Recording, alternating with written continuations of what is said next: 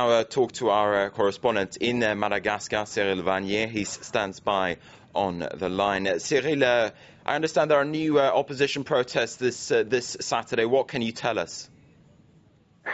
Well, the big news here in Madagascar is that the opposition has now declared that it's in power. I'm currently speaking from the office of the Prime Minister, and the opposition's man that until now referred to as the transition Prime Minister has just declared himself the new active Prime Minister. He says that the opposition has now taken power. They are demanding that the Constitutional Court oust the current president, Ravalomanana, from power, and they're saying that the new acting president for Madagascar is the opposition's leader, a 34-year-old former mayor of the capital city, Ravalomanana. All this happened about 5 minutes ago, and the population of Madagascar is glued to the radio station because this of the new Prime Minister that was being made before my eyes and broadcast from the Prime Minister's residence was broadcast on all the radio stations.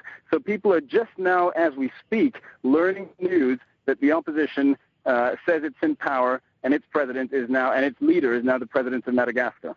All right, you heard it here first here at France 24. The opposition says it now has the power in Madagascar. I suppose at this stage the big question will be what the army will do from now on. There's been a big question mark hanging over this crisis throughout this situation, whether the army will step in on the side of the opposition or whether it will stick to with the government. Listen, I think you could say at this point, you can now say that the army deciding to mutiny a week ago was the turning point in this crisis. I'm standing in the middle of about 20 soldiers that are loyal to the soldiers who mutinied on Sunday. That's to say they no longer answer to the president. On the contrary, they are providing protection for the opposition. In fact, it was the military that brought in the opposition's prime minister, because they do call him a prime minister, even though it's not constitutionally recognized as such.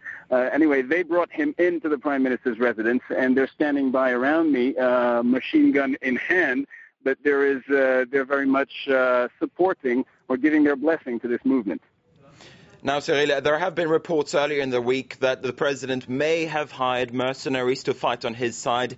Are there any signs that there are troops willing to fight for the president at this point?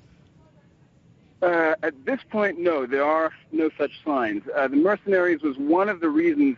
For the moment, there's no reason to believe that it's anything other than a rumor. Of course, it's been played up by the opposition. In fact, in his official press release that he just handed us out, the man who now calls himself Prime Minister of Madagascar says that one of the reasons for the opposition demanding that President leave office, one and only one of those reasons was the fact that he was said to have hired mercenaries. But for the moment, there's no evidence that they're actually here in the island or that they do exist. All right, Cyril Vanier reporting there from Madagascar and the capital. And